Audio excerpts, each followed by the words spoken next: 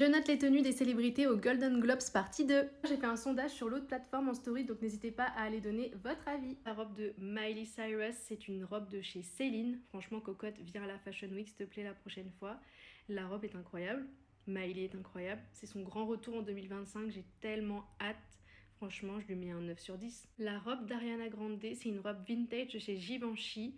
J'aime beaucoup l'effet avec les gants. La robe, elle a des détails fabuleux. Ariana, je la trouve splendide, mais quand je re-regarde cette robe, je trouve que ça la met pas en valeur. Vraiment pas. Ce que j'aime bien, c'est qu'elle a dit en fait que c'était un symbole du magicien d'Oz, que ça représente le chemin doré. Donc ça, franchement, ça rajoute un petit point à la tenue, mais je vais pas mettre plus de 6 sur 10, désolé. La robe de Zendaya.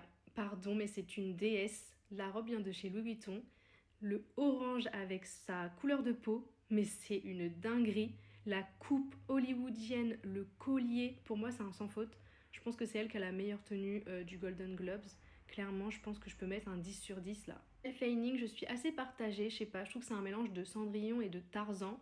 C'est une robe de chez Balmain, mais alors vraiment ça coupe comme ça là, on dirait une banane, ça va pas du tout. Non, vraiment je suis pas convaincue par ce look.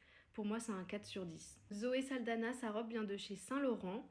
Je trouve que le manteau drapé marron, elle aurait dû l'enlever. Clairement, la tenue aurait été fabuleuse sans, mais je trouve que ça vient tout gâcher. Parce que la robe est quand même sympa avec les sequins, on est encore dans le nouvel an, etc. Sa coupe plaquée, c'est ok. Le collier est très joli, ça met sa poitrine en valeur.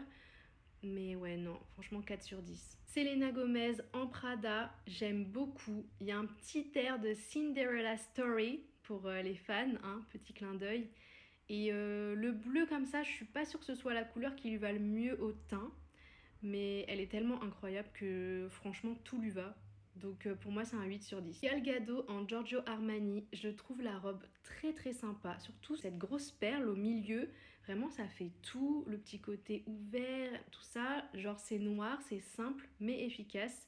Franchement pour moi c'est un 8 sur 10, j'adore Gal Gadot. La robe de Cara Delevingne, c'est une Gucci. La robe est très jolie hein, mais je trouve que c'était pas forcément le moment de la mettre. Pareil, ça fait très nouvel an, un peu côté sirène, ça casse un peu, même avec le fond là, c'est pas très joli.